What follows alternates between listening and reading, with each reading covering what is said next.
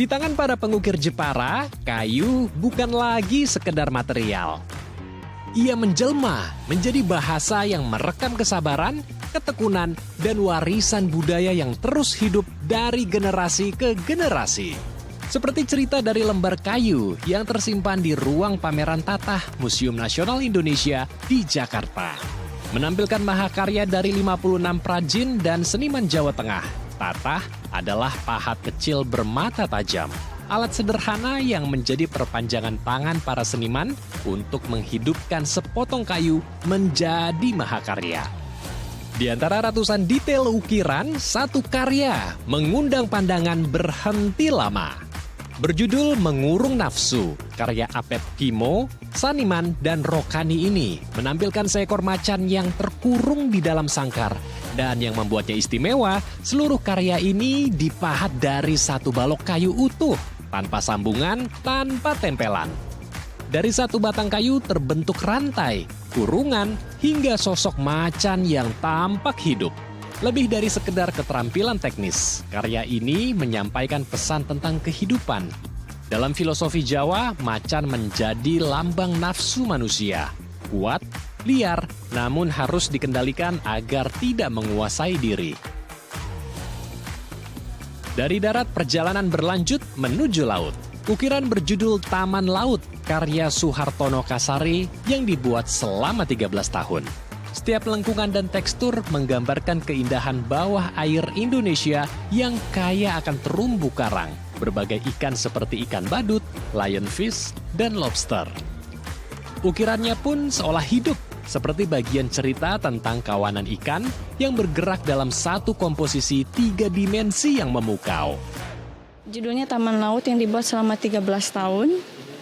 Nah, itu diambil 13 tahun karena terbuat dari satu kayu utuh, semuanya diukir tanpa ditempel, bahkan membutuhkan kaca pembesar khusus untuk membuatnya. Banyak yang penasaran, wah ini kayu ditebang loh.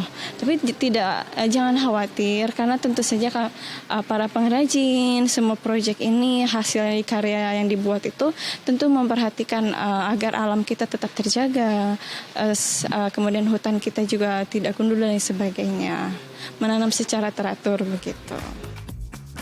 Etalase Kartini juga tak kalah spesial. Di ruang pameran terpampang lukisan Kartini bersama kedua adiknya, Kardinah dan Rukmini.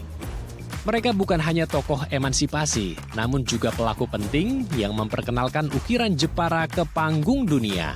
Karya meja dan kursi rancangan Kartini yang turut dipamerkan menjadi saksi bahwa kreativitas dan kepeduliannya telah memberdayakan para pengrajin lokal sekaligus membuka jalan bagi ukiran Jepara menembus pasar internasional.